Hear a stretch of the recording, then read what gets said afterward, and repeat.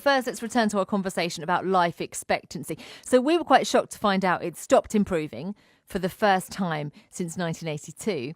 The Office for National Statistics says it's now just under 83 years for a woman and 79 for a man. Now, Professor Michael Marmot is from University College London. In parts of the UK, life expectancy is going down. Now, that's really dramatic. My argument has been that the health of the population tells us something very important about how well we're meeting the needs of the population. And if health is getting worse, that means something's going terribly wrong. Yeah, it is. And actually, it's really shocking to find out where you live in Kent can affect how long you can expect to live. And it's not just by a few years, right? So men in parts of Sevenoaks are expected to live as many as 13 years longer than someone, for example, in Cliftonville West. So why are those two places so different? And women in Seal and Ightham can survive for 10 years longer than in those in parts of Margate and Sheerness. Why? Well, a lot of people are saying actually it's austerity. You know, that these figures correlate exactly with where the cuts have been at their sharpest. But Craig Mackinlay is the MP for South Thanet, and he doesn't believe that austerity is to blame. The big driver of life expectancy are, lifestyle, sort of what you're doing with your lifestyle. Are you smoking? Are you drinking? Are you eating the wrong foods? That's got something to do with it. But the biggest driver are advances in medical, just advances in medicine generally. We do have now diabetes is becoming a really serious problem that we didn't seem to have before. I think that is the nature of some of the food and lifestyles we're having. But we are, from time to time, having great advances in treatment for heart problems. That is not the big killer that it used to be. We have a regime of statins and all those sort of good tablets. And what I feel at the moment is we've hit a bit of a plateau of those medical advances, and I think we're waiting for the next one for it to take off again. So I think this is possibly a natural state that we get to every so often until medicine then moves on. Difficult to put your finger on one, absolutely, but of course poverty does have a role to play in this. And I think some that's commentators, though, are saying that possibly it's austerity that has contributed now to this stalling of life expectancy.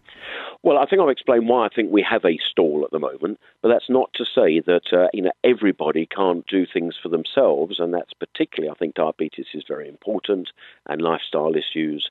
Not that I want nanny state to tell us what we should and shouldn't do. That's not the type of Conservative I am, but I think everybody can do a bit towards it, but. Everybody says, we're in years of austerity. I'm sorry, the government is spending more on health than ever before. We're spending more ability benefits than ever before. The income inequalities. Food banks are going up in numbers, apparently? Well, food banks are going up because we have food banks. I mean, many years ago they didn't exist, or they were very much sort of run by community and church groups, but now they're very much known about. They play a fundamental role in helping people at their time of need, and 20 years ago they didn't exist. So, we're in a bit of a different ballgame. But that's not to say that we haven't got some problems with universal credit rollout. I think it's being solved by incremental degrees all the time, and I'm getting far less complaints about universal credit than I did about the old legacy benefits of tax credits and the like. That is Craig Mackinlay, MP for South Thanet, saying he doesn't think austerity is to blame for this stall in life expectancy. Listening to that, Karen Constantine, a Labour councillor on Thanet District Council. Karen, is he right? Good morning. No, I don't think Craig is right. And in fact, I'm wondering if he's read these reports at all. If you read the ONS report, it indicates that austerity is the only credible explanation as to why we've got decreasing life expectancy. And they compare the UK to Greece, Spain, Portugal and Iceland. They've had cuts, but their cuts have been less deep than ours and they are faring better.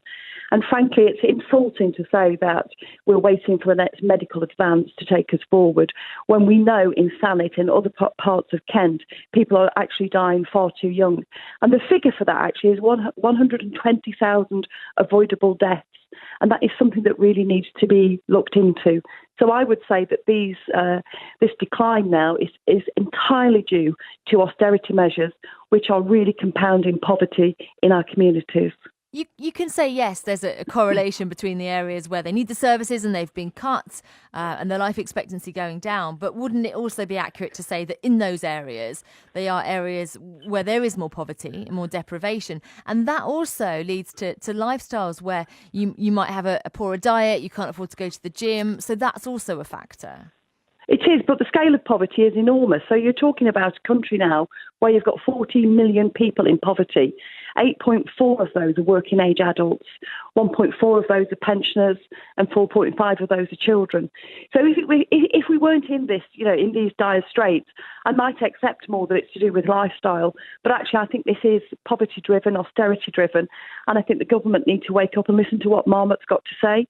And I think they need to take more care about the ONS report and actually start to think about what strategies they can put into place to level up, because there's no reason really why the divide around life expectancy should be quite as stark as it is. There's not a difference between people, there's a difference between the lifestyles, and that needs to be addressed. You're right, it is so stark. But some people say, look, you are just politicising this. You mentioned lifestyles. That's what you and I choose. We choose how to live.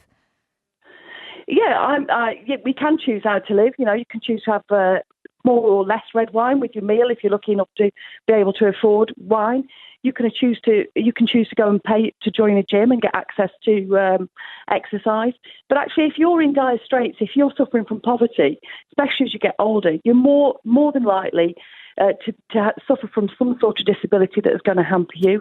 And actually what we've seen across the UK is cuts to health, cuts to social care and cuts in other public spending areas, which actually make it more difficult for people with those in that situation to access services which would do them good. So we need more spending, not less. And Labour would change that, would they, if Labour came to power? I think we're looking at a £10 minimum wage, which would really be a boost for many people, especially in Thanet, where the average wage is £480 per week, which is £100 less than elsewhere in Kent. So that would make a difference, and that would also boost the local economy. And I think the other thing that would make a huge difference is Labour's plan for free childcare from 0 to 4 years, 30 hours a week. Because if we can set young people off on the right road, that's all the better. Karen, thank you. That's Karen Constantine, Labour councillor on Thanet District Council. So who do you believe then, essentially? I think this comes down to, do you think Karen's right? Do you think this is austerity? Do you think the correlation between the areas where there is deprivation correlates with you're not going to live as long? Or do you think Craig Mackinlay's right, saying, well, look, we've hit this point where we are living longer, but we need to wait for the next medical advancements to come along before... Thing is, even as I'm saying that, I'm thinking, but look, we are now looking at a generation who won't live as long as their parents. No. That's rather worrying. And okay, we talk about Brexit, we can talk about anything till we're blue in the face, but this is people's lives. And if you happen to live in one part of Kent, it's outrageous that your life expectancy is 13 years behind somebody born in a different part of Kent.